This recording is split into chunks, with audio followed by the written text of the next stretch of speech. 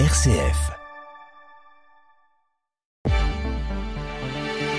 Bonjour à tous, merci de nous rejoindre pour votre édition locale en Champagne, dans la Marne, dans l'Aube et dans la Haute-Marne, en ce mercredi 5 novembre. Au menu de ce journal local, la Fédération régionale des CIDFF du Grand Est ouvre à Cézanne de nouvelles permanences d'accès aux droits, soutenues par la préfecture de la Marne et la municipalité.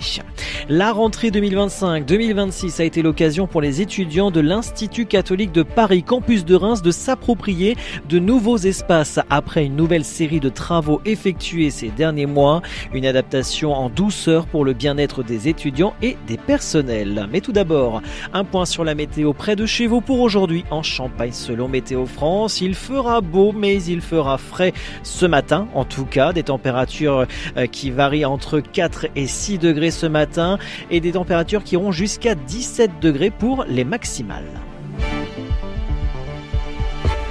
RCF Cœur de Champagne, le journal Christopher Fausten. À Cézanne, la Fédération régionale des centres d'information sur les droits des femmes et des familles du Grand Est installe ses permanences d'accès aux droits dans les locaux de la Croix-Rouge, offrant à chacun des conseils gratuits, confidentiels et personnalisés pour connaître tous ses droits, comme le souligne Aurélie Végel, coordinatrice juriste.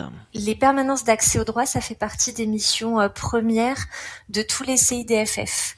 Ce sont des permanences qui sont ouvertes à tous et à toutes. Elles sont confidentielles et gratuites. Ça, c'est vraiment une des missions premières de tous les réseaux CIDFF, c'est de permettre à chacun d'avoir accès à de l'information juridique sur toutes les problématiques juridiques qui peuvent être rencontrées au quotidien, on va dire, du droit de la famille. On a besoin d'informations sur un divorce, sur une pension alimentaire. Ça peut être du droit plus général. Il y a un souci de clôture avec le voisin, on ne sait pas trop comment faire. Ça peut être aussi du droit pénal. On est convoqué à une audience, on ne sait pas trop comment faire, comment on prend un avocat. Enfin voilà, c'est vraiment pouvoir répondre à un ensemble de questions juridique. Aurélie Végel explique pourquoi la Fédération régionale des CIDFF du Grand Est a choisi de s'implanter du côté de Cézanne. Concernant Cézanne, l'idée c'est aussi de pouvoir aller vers la ruralité, dans la mesure où les dispositifs d'accès aux droits ils sont souvent très présents dans les grosses villes, comme Reims ou Châlons par exemple. C'est vrai que les villes un peu plus éloignées, elles n'ont pas forcément accès. Et donc l'idée c'est vraiment d'aller vers la population qui vit en campagne pour pouvoir que la population ait aussi accès aux droits. En conseil municipal mi-octobre, les élus de Cézanne ont approuvé à l'unanimité la nouvelle permanence du CIDFF, dont le coût de 1 170 € sera partiellement couvert par une subvention de 680 € de la ville. De plus, suite à la liquidation judiciaire du CIDFF en novembre 2024, la fédération régionale a rapidement ouvert une antenne du côté de Châlons-Champagne. Nous y reviendrons dans nos prochaines éditions. Plusieurs semaines après la rentrée scolaire, les établissements peuvent enfin faire le bilan du lancement de l'année 2025-2026. Et si généralement on compte en termes d'effectifs et de formation, d'autres écoles mettent l'essentiel ailleurs, comme à l'Institut catholique de Paris campus de Reims, qui vient déjà de fêter sa 5e rentrée, où cette année l'important était que les étudiants s'approprient les nouveaux espaces après une nouvelle phase de travaux et d'aménagement. Pierre Chaffard-Luçon, directeur de l'ICP campus de Reims. Très bien. Il y a eu un vrai défi qui a été de saisir les locaux que l'architecte, les travaux nous ont livrés. Nous avons eu l'année dernière dans la maison Saint-Sixte toute une série de travaux dans ce qu'on appelle l'aile B. Donc pour ceux qui connaissent un peu le bâtiment, quand vous rentrez, c'est du côté gauche, le côté qui donnait sur le jardin. Auparavant, le foyer du chemin neuf était présent dans cet espace et avec l'arrivée de l'ICP, on a réorganisé un peu la présence de chacun et l'aile B et rentrer en travaux pendant un an. Tout un escalier pour les règles de sécurité, mais aussi la vie quotidienne du campus a été créé. Et nous avons donc aujourd'hui une aile totalement rénovée au service des étudiants.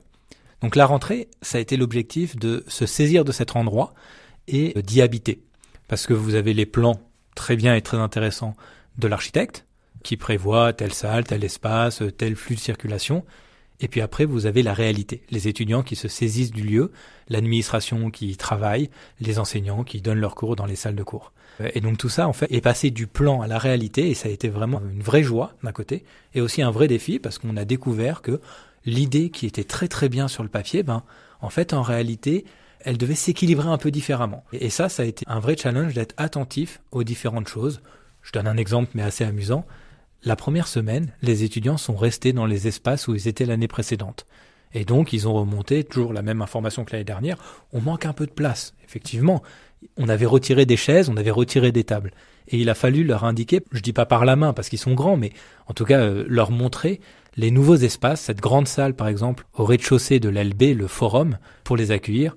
Croyez-moi, aujourd'hui, ils y étaient et ils y étaient pleinement. Pierre Chaffard-Luçon au micro RCF d'Audrey Gineste. Les nouveaux espaces s'organisent de manière équilibrée avec un rez-de-chaussée dédié à la vie de campus comprenant un forum, le foyer, la salle des conseils ou encore la salle des savoirs. Un premier et un deuxième étage consacrés aux salles de cours et un troisième étage pour accueillir la scolarité, les services pédagogiques, la communication, les salles des enseignants ou encore RCF. Pour les curieux qui aiment les chiffres, l'ICP Campus de Reims, c'est près de 700 étudiants, dont 70% issus de la Marne, des Ardennes, de l'Aube et de la Haute-Marne, accueillis à travers 5 licences en droit, en histoire, en information communication, en sciences sociales et en sciences de l'éducation. Et 2 masters MEEF et management responsable, mais c'est aussi 2 prépas, CELSA et IEP. L'objectif à terme est d'atteindre les 1000 étudiants sur le campus rémois. Le ministre de la Justice, Gérald Darmanin, était dans l'Aube ce lundi en visite au centre pénitentiaire de Troyes-Lavaux. Il a défendu son projet de prison modulaire composé de bâtiments préfabriqués, empilés comme des Legos. Objectif, accueillir les détenus en semi-liberté ou de courte peine pour désengorger les prisons. Un dispositif qui s'inscrit dans sa volonté de mieux classer les détenus selon leur dangerosité. Le VITEF, salon incontournable de la filière effervescente, s'est tenu du 14 au 16 octobre dernier au Millésium d'Épernay pour sa 18e édition. Le rendez-vous sur 3 jours a réuni 336 exposants et 18 000 visiteurs venus découvrir innovation et savoir-faire d'un secteur en pleine évolution. L'agence d'attractivité de la Haute-Marne lance HM Events, une nouvelle marque pour booster l'image du département à travers l'événementiel professionnel. Objectif, faire de la Haute-Marne une destination d'affaires et de cohésion entre nature, authenticité et savoir-faire local. HM Events accompagne entreprises et institutions dans l'organisation de séminaires, réunions ou garden parties en s'appuyant sur les acteurs du territoire. Et pour des moments d'exception, le château du Grand Jardin retrouve sa vocation d'accueil d'événements prestigieux. Des travaux sont toujours prévus sur la route départementale 951 entre Reims et Épernay au niveau de Dizy. Il s'agit de la mise en place de dispositifs d'alerte sonore. La circulation est réduite à une seule voie dans les 2 sens. Et un mot d'agenda, ce jeudi 6 novembre de 9h30 à midi, la salle intercommunale de Suippes accueille une rencontre exceptionnelle à l'occasion du mois de l'économie sociale et solidaire, organisée par la Chambre régionale de l'ESS du Grand Est et de la communauté de communes de Suippes. Cette première vise à valoriser un modèle économique qui soutient le développement rural avec 16,2% des emplois locaux et des initiatives collectives dans le social, la santé, l'agriculture durable ou l'emploi. L'ESS est un acteur clé du territoire. Au programme, café d'accueil, présentation des principes et témoignages d'acteurs engagés. Cette rencontre est ouverte aux professionnels, élus et citoyens curieux.